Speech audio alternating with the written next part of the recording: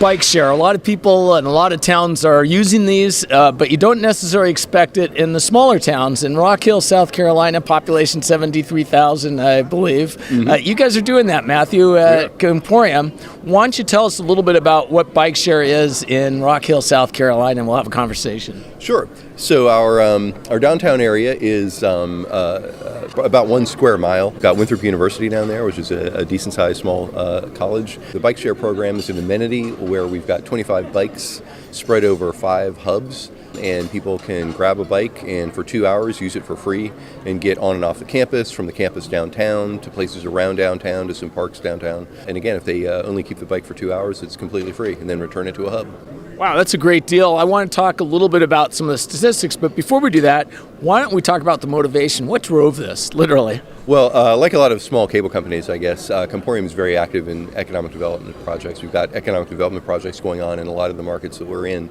Rock Hill is our hometown headquarters city, so we're involved in sort of a small town urban renewal project down there. One of the issues that the community is facing is one of connectivity in bringing college students downtown and bringing the community more onto the Winthrop campus and all those kind of things. So we saw this connectivity issue and did a little bit of research and realized that bringing Bikeshare to town as sort of a gift to the community might be a kind of exciting thing for us to do.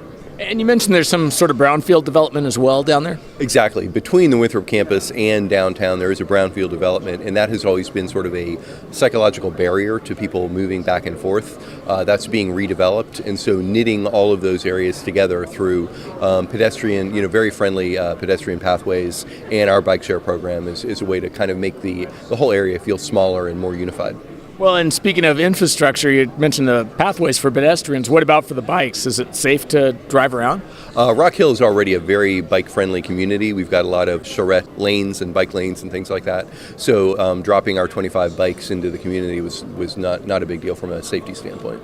And what sort of usage are you seeing? Like I said, we kind of surprised the community with and we rolled out the bikes in early April. The program is app-driven, and so we've got 1,600 people that have downloaded the app and created accounts. Those 1,600 people have taken 3,000 trips so far in the 4 or 5 months that the program's been up and running. And right now, even with Winthrop out of school over the summer, we're averaging about 20 trips a day and about 40 trips on weekend days. Now, these aren't dockless, right? You have docks, or how does that Actually, the bikes are dockless, but we have 5 hubs in the community. The way that works is for convenience, you really don't need, if you can see a bike and it's not being used, you can grab it wherever it may be. But if you leave it and don't return it to a hub, what we call a hub, there's a $5 charge. If you return it to a hub, it's completely free. The reason for the hubs is really more about keeping the community neat.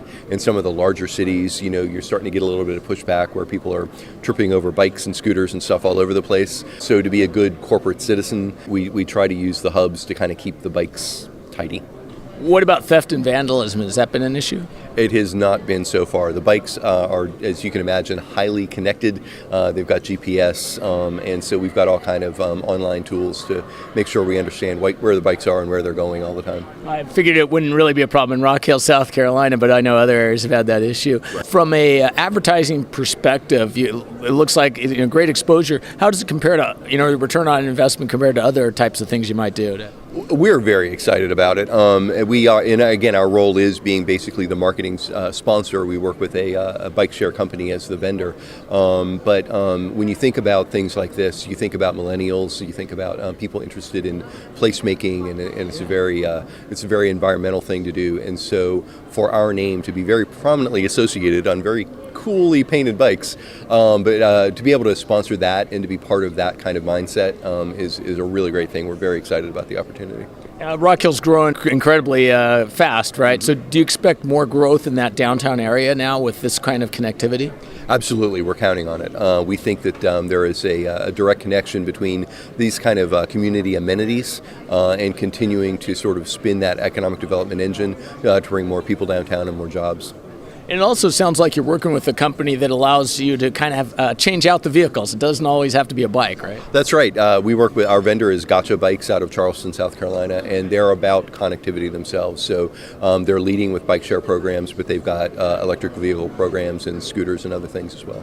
So where do you see this tying into your traditional broadband business and your IoT devices that we're seeing in the background there? Right. Well, yeah, we think it's a cool story to tell, to be able to talk about bikes as Internet of Things, connected devices in and of themselves. We're able to derive a lot of back-end data and do some kind of cool data mining to show the community what they're doing with the program, and that's really fun. And I think it's kind of on message as far as showing the power of persistent connectivity and that kind of thing. I imagine the city has probably also been very interested to understand how people move, right? Absolutely, absolutely. Rock Hill sort of is an aside, but has been very engaged in amateur sports tourism for a long time as sort of an economic development activity. So it's a very sports-friendly town.